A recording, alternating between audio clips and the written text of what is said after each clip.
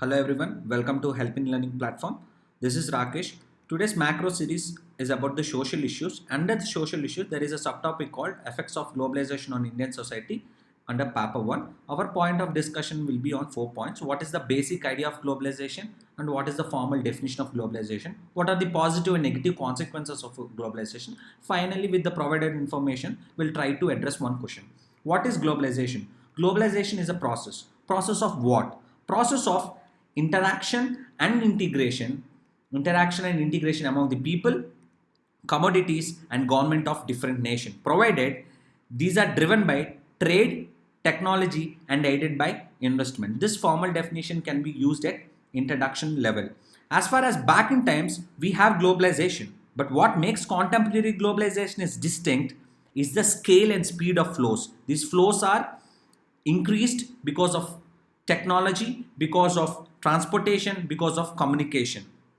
And we are aware of the fact that even events taking place in any part of the world can easily be known now. Globalization as a concept fundamentally deals with the flows. These flows could be of various kinds. For instance, ideas, people, commodities, capital moving from one part of the world to another is because of globalization. Let us try to understand this aspect with an example. Although we know that Google was founded in United States of America, but it has its presence in all over the world, isn't it not, due to globalization? We notice our friends who are working in multinational companies over day and night, even their holidays are in concurrence to other countries' holidays, isn't it not, due to globalization? We find different things which are made in different parts of the world, isn't it not, due to globalization? Of course, in the all above said instances, this is all due to globalization. But sometimes we assume that globalization can be understood only at economical front. But however, its manifestation can be understood at different fronts. For example, political level, economical level, and socio-cultural aspect. Let us try to understand at political level. It erodes the state's sovereignty. So what is sovereignty? Sovereignty is full rights and powers of the governing body over itself without any interference of external countries. For example, government of India is taking its own decision by its own, but there is no any external influence on the decisions of the government of India. That is called sovereignty. How globalization erodes the state sovereignty? Through international institutions, conventions and impositions, and relationship between the public and private. We'll understand with an example. Recently, we had seen in the news that Trump warned India, if India did not allow the export of hydroxychloroquine tablets, it will impose sanctions. Do you think our Prime Minister allows these tablets on the notion of fear? No, absolutely not. Because we are living in the world of connection. We are living in the world of interdependence due to globalization. We always have a relationship, give and take relationship. Another classic example is on the dispute of India and USA over the domestic content requirement in the production of renewable energy. We'll be discussing about this topic under the Indo-US relationship. In brief, government is offering financial support for setting up the large scale solar capacities by placing order with domestic manufacturing. In simple terms, these large scale solar projects who should buy content from the domestic manufacturers, then only they will get the financial support from the government of India. So we'll anyways try to cover this topic later. So economic dimension. Economic globalization usually involves greater economic flows among different countries all over the world. The restriction on movement of capital, people, commodities is being reduced eventually. In Indian scenario, after the LPG reforms, economic globalization has been increased and it creates tremendous employment, tremendous growth in the economy and huge employment in the service sector. We'll anyways discuss about it later. We know that through economic globalization, all the rich countries came to India and invested in India. For example, Nike. Nike is a US based company. Although it's a US based company, its presence is more in other parts of the world than United States of America, and it creates lot of employment opportunity. Transnational cooperations like KFC's, Apple, Amazon established and create a lot of employment opportunities. However, globalization can be a double-edged sword. With the coming of international players, domestic players have lost their livelihood. For instance, televisions and serials has snatched away the lives of acrobats. We'll try to understand about acrobats in the later slides. So we know because of globalization, there is a mobility of capital. We had seen a lot of investments from the transnational companies in India, and there will be more choice of consumers and high disposable incomes because of the globalization. Urban centers has been developed and people are earning more. That is about the high disposable income, and there is also a flow of new ideas. Some are inventing at some part of the world, and that idea has been diffusing throughout the world.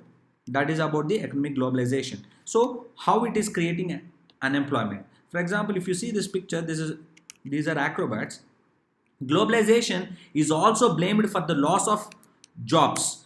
For the loss of jobs because of the TV serials and different entertainment platforms, these local level indigenous art forms has been eradicated. So this is about the unemployment.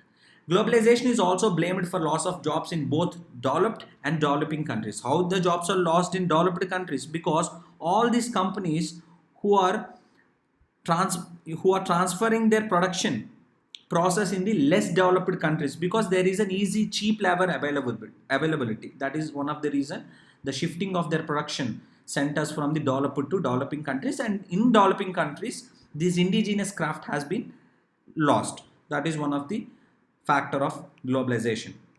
And there is a mobility of capital. If you see this picture, you will observe that Apple supplier eyes further Indian investor Faxon. So this is about the mobility of capital. We know that foreign portfolio investors at FIS, and there is lot of FTS which are coming into the India on different industries. So this is about the mobility of capital. Capital is moving from one part of the world to another, and we have more options.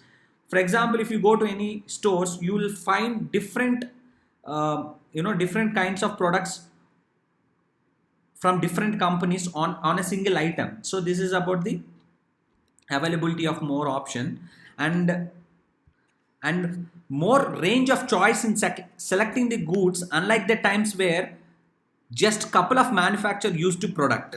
So this is about the economic globalization. So here you have to understand there will be a range of choice in selecting the goods. If you go to any of the stores, you will find different types of breads. For example, here it is breads. The next one is socio-cultural topic. So you will see the picture of burger. So this is called McDonaldization, and you will see the picture of Walmart, which is called Walmartization. I will explain you what is those terms, and we will see the change of family system from the joint to nuclear. So what is called cultural homogenization? Refers to cultural homogenization is refers to reducing the cultural diversity. India is known for its diversity. For example, we see different kinds of people who are dressing up in different styles. But nowadays, we'll observe that everyone is dressing up in the uniform pattern, which is wearing jeans, and their habits, eating habits are almost similar. So this is called cultural homogenization, which is reducing the cultural diversity. So this is about cultural homogenization. Next one is individualism. Individualism, on simple terms, being independent. We notice that people are moving into nuclear families, which are already you have seen in the picture. The Western influence of individualism leads to nuclear families. It is coupled with many of factors. Could be because of privacy, could be because of financial independence, and so on and so forth. And the next point is globalization. This is an interesting topic. Globalization refers to the presence of both characteristics of global level and at local level. For example, if you mix global plus local, it is called globalization. You will see that in this picture.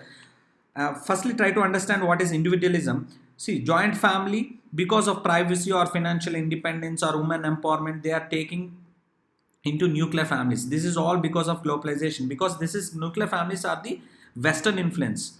So globalization, for example, we have burgers which had from the Western, but however we have this aloo tikka burger. Aloo tikka is a local level flavor and that is added to the burger. This is called globalization, and it is also called as cultural heterogenization, which means there is a diversity in the culture. That is called globalization. And we see that kurtas are the Indian thing and jeans are the Western thing. So jeans and kurtas mixing up global plus local, this style is called globalization. And we'll understand the Indian scenario. India opened up its market to the international players, as we already discussed, in 1990, which is famously called as LPG reforms. The Indian economy has a tremendous improvement in service sector from then. However, the contribution of agriculture towards the India's GDP has been reduced drastically, around 16%. But there is lot of employment engagement in agricultural sector. So this is about the India 7 brief scenario, and we know the inception of COVID-19. How COVID-19 is related to globalization. The fun fact is, if you imagine if the COVID-19 is confined to only China, world would not have been suffered. Imagine what if there is a movement of people has been restricted only to the China. Although we have experienced this in lockdown, world would have perhaps couldn't been suffered from COVID-19. So what you have to understand, because of the movement of people from one part of the country to another, due to employment, due to any push and pull factors, those people transmitted COVID-19. That's why there is a COVID-19 transmitted towards the world. And finally, we'll try to understand the question. Globalization is generally said to promote cultural homogenization, but due to the cultural specificities appear to be strengthened in the Indian society, elucidate. This is 2018 based question. With the provided information, I think now you can able to write this answer, and we will provide the write up on the website. Please do visit website www.helpinglearningplatform helpinglearning.com, and then you will find the write up over there. And thank you.